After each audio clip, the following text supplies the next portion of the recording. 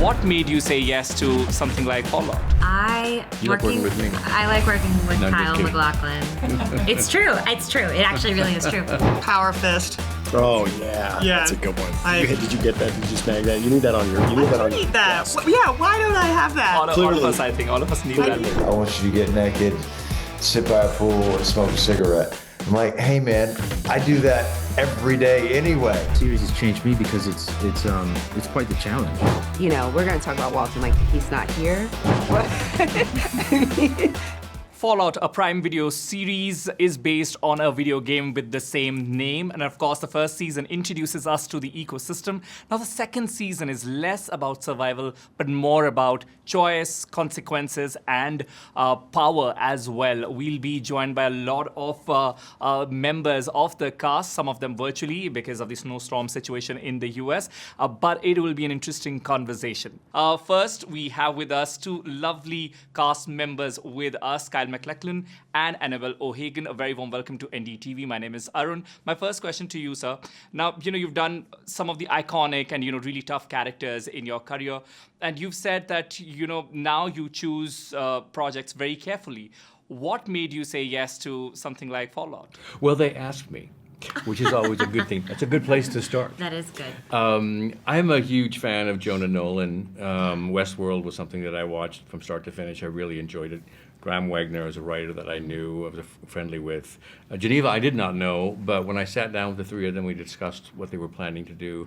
I was so taken and so excited and so charmed. I hoped that it would go my way, and here I am. Lo and behold, they cast me as Hank. Lovely. Anabelle, you're stepping into a series, a property which is already so popular. I'm going to ask the obvious question. Do you feel that pressure? Oh, yeah. Absolutely. I was not a gamer growing up, but my brothers were. And when I told them that I got an audition for the show, it was like all of a sudden they were paying attention. They were like, what? A Fallout TV show? I was like, yeah, I don't know if you played the game. They're like, hold on a second. Like, this is a big deal. And I think from that moment, I realized that people feel very emotionally connected to it. Because in a video game, you're spending hours quite literally immersing yourself into that world and playing out, different actions in that world. And so it is personal. And I think I feel so lucky to be on this show with so many people who care so deeply about telling the story in a way that makes fans of the game proud and folks who have never interacted with the game before and introducing them to a really brilliant franchise. Sure. Any on-set experience that, or a moment that will stay with you for a long time? Oh, gosh.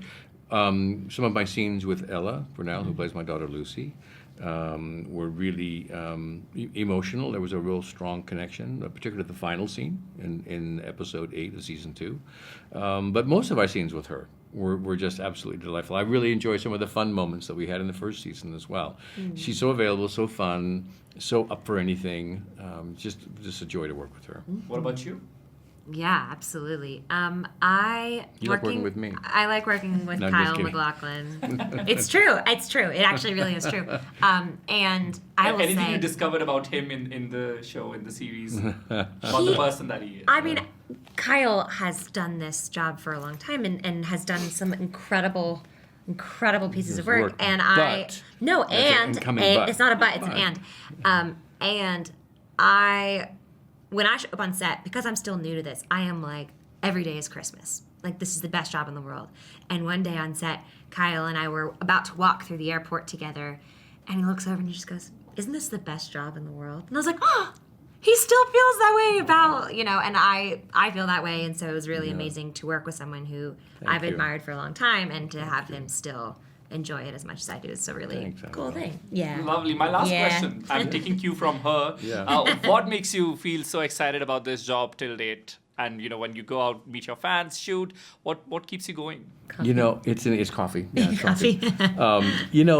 I sometimes I think to myself, why do I love doing this? And I don't know why I love doing this, honestly, but it's creating something that I think is going to have an impact on someone who's watching, and investing everything I have in that, and doing the best that I can. Beyond that, it's working with really wonderful, talented people on the set, like Anabelle. I mean, everybody on this crew and the set, going to work is a pleasure. And so that just sustains the excitement, I think. Hi, Aaron. This is Arun Singh from NDTV. A very warm welcome. Thank you for having me here, brother. I'm sure you're aware that you also have a separate, hate club on the internet. How do you react to that for your character? Club? The hate club? I mean, well, I don't know. Maybe sometimes I think that a lot of those people are actually maybe very similar to Maximus, actually. There is old adages about like hating the thing that is most like you. I think what Graham and Geneva are creating in this show and Jonathan Nolan, it's a really hyper realistic character in Maximus. I have a lot of empathy for him. I have a lot of empathy for young men in the world that we live in today. I think we have very few rites of passage. When do you transition from a boy to a man? It's not when you have kids. It's we don't go to war anymore. And who looks after these young men? And we see what happens in the world. A lot of young men going out and doing horrible things. But I don't know. I think Maximus is in conversation with a lot of those things. You're not your worst decisions as a man. What do you do when you have no one to support you? Truly, and how do you make a life? How do you make a good life for yourself when everything is against you? You're born into it almost, Right. It's not your own choice. Right. You've worked on 2 seasons. Has that changed you as an actor? Has that changed your perspective?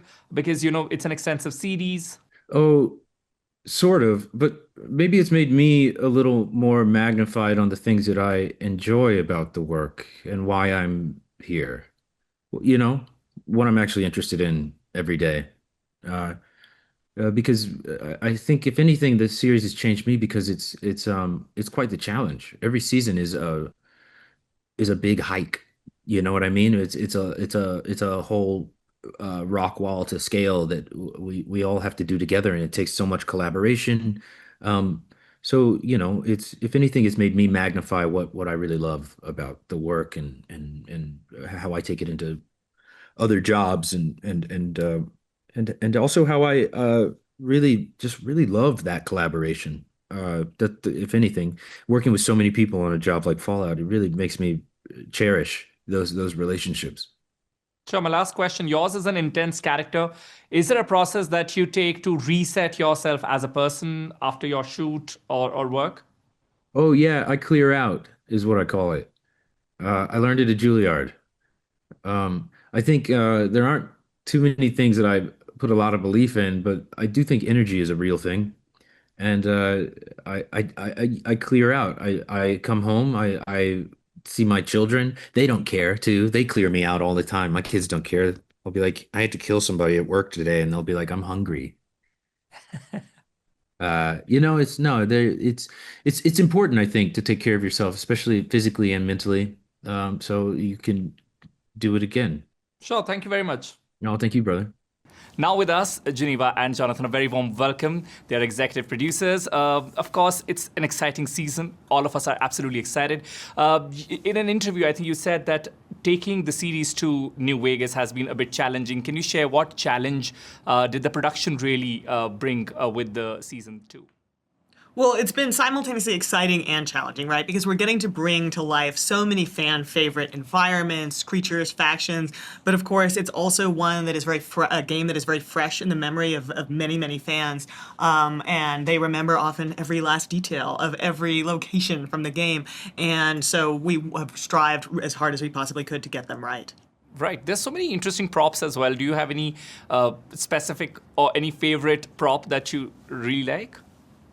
This season, I loved the tiny little office environment for the mice. I thought that was delicious fun. And I don't know if the Deathclaw counts as a prop. That feels disrespectful to a very scary, very powerful creature. But yeah, but it would be like somewhere in between those two. What about you? Power Fist. Oh yeah, that's a good one. Did you get that? Did you snag that? You need that on your. You need that on your desk. Yeah, why don't I have that? All of us, I think, all of us need that. I need to get better writer's about room. Yes, It's gonna come with you. I need to get better about stealing props. Having an ensemble cast is also a big challenge. Can you take us through the challenges that you faced having an ensemble cast? ensemble storytelling is fascinating and fun. I mean, I started my career as with Geneva's. We both started in the movies, which is a very different way of telling stories. And so the challenge coming into television, it's a very different way of spooling out a story. And some of the best shows, are and the first one that I worked on was Westworld, have this ensemble storytelling mechanic, sort of an omnibus ensemble storytelling format, which is pretty much, if you look at HBO, like all of the HBO shows over the years, for the most part, the best of those shows have been ensemble. What's cool about it, and what I thought was brilliant, and this is one of the things that Geneva, one of the mysteries that you cracked almost immediately in the development of the show, was if you take a game, the whole premise of which is that you can be anyone. And I think for most of us, the first hour on Fallout is spent designing your own character and figuring out, what do you look like? But even from then, nothing is written. Are you the bad guy, the good guy? Are you somewhere in between? So the ensemble format was such a brilliant way to allow three characters at first, and the ensemble kind of grows, but three core characters who represent different paths the players can take when they play these games. So I thought it was a brilliant solution, and it has its own unique challenges in terms of writing. Lovely. Last question. One moment from this season that stays with you or is going to stay with you for long? I think when Steph's mom tells her, don't think of them as human beings, think of them as Americans. Any onset experience or moment that will stay with you? Oh, the last scene between Lucy and Hank, Ella and Kyle. I'm a parent. We all have families, and I think that dynamic of loving someone but wanting to change them, wanting to control them is such a fascinating and paradoxical idea. I just thought that moment was incredibly emotional. Thank you very much for talking to us. Oh, got it. Thank you. Yeah, thank you. Appreciate it. Thank you. Joining me now, Francis Turner and Walton Goggins. A very warm welcome to both of you. We'll start with you, Mr. Goggins. On a lighter note, how long do you get ready? How long does it take for you to get ready? It started off as 5 hours, and we got it down to about 2 hours and 15 minutes. So we've manageable time. Lovely. And fun fact, you shoot with the nose actually, and then they do it. I mean, they handle it in the post-production. They can't. I won't let them cut it off. I have it in my contract that they can't actually take a scalpel to my nose. It's the one thing I really like about myself. But no. They do it in post. It's an arduous process. Don't get me wrong. I mean, it is a psychological minefield. Every single day I go through that experience. And it takes about, getting to work about 2.5, 3 hours before anybody else gets there. Usually it's just me and my guy, Jake Garber, in the room. But you know what? I bought the ticket, and so you take the ride, and I'm grateful to have an opportunity to tell the story. But it helps when you look at yourself in the mirror. It helps when you have the nose. Well, I mean, I never really thought about this until an interview earlier this year where I don't have a problem with it because it's my nose. There are dots on it. I'm not looking at my face, right? I'm not thinking about my face, but other people are, And I asked, Ella and Aaron and a few other folks, like, does it bother you to look at my nose with dots on it? And I think everything else is so terrifying that they just overlook the nose. Lovely. Francis, your character comes to terms to the truth of the character in the second season. Does that lead you to play it a little differently? No, it doesn't, because in season one, I always thought that there was more to her than just solely being the mom and the wife. I always felt that there was a reason that her job was so important to her. I mean, and she says it, she's trying to get them into one of the good vaults. So that's established really early. And I just kind of followed what the writing was telling me, right? And not second guessing it or not judging Barb or not disbelieving her.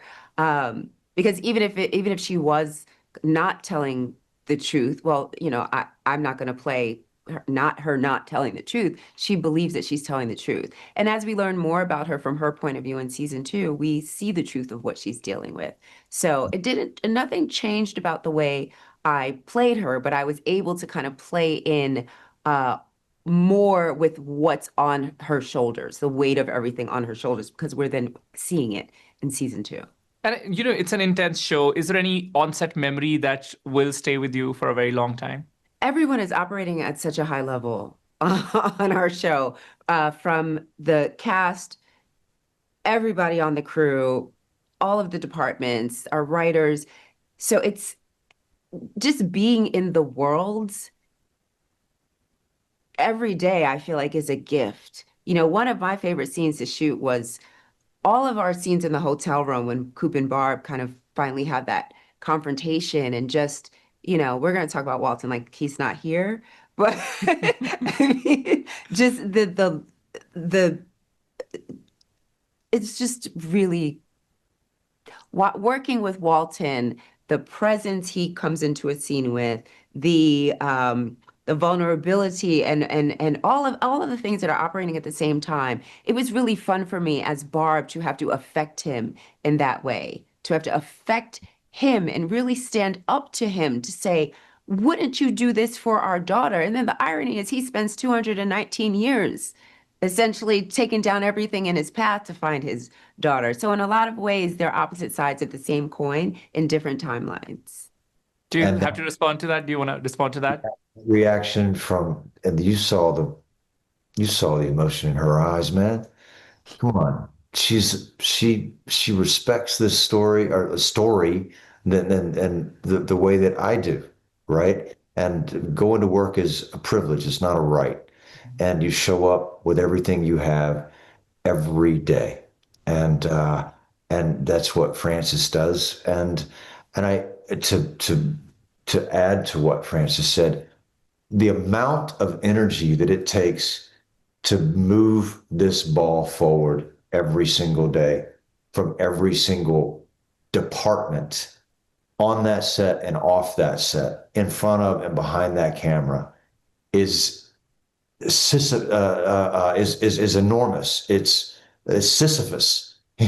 Really, it's crazy, because you think if you take your hands off of it for a second, the ball's going to roll right back down the hill, and nobody takes their hand off, and everybody is pushing at the same time. That's something I think that we will all have with us forever. My last question to you, acting can get taxing on your emotional being. So how do you reset? Well, for me, it's I don't take it home. I don't take it home, and also, like, stepping into Barb, it's fun for me, even with all the complicated emotions.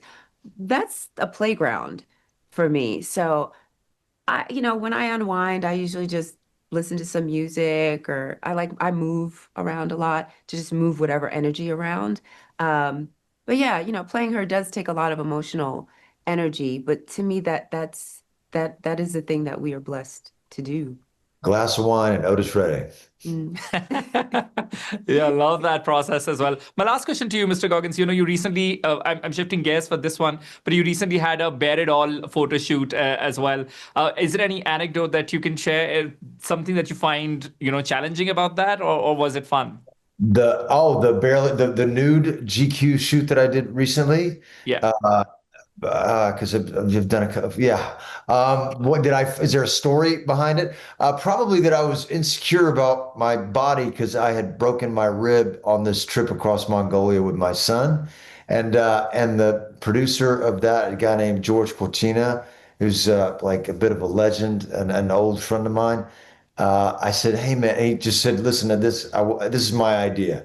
I want you to get naked, sit by a pool, and smoke a cigarette." I'm like, "Hey man, I do that every day anyway. But right now, man, I got a broken rib and I haven't had a chance to even move my body, let alone, I don't know that I can really do that." And he lifted up my shirt and said, "You're fine." So Lovely. It was quite endearing to see the response that you generated. Back home, we have an actor, Ranveer Singh. He also did something similar. But of course, it created quite an uproar in the country that, how can he bear it all? But it's good and endearing to see how your pictures generated a good response. say yes in life more than you say no. Ask for forgiveness later. Love that. Love that. On that note, thank you very much to both of you. Yeah. Thank This you. was quite an insightful conversation. Thank you very much. This is Arun Singh signing off for NDTV.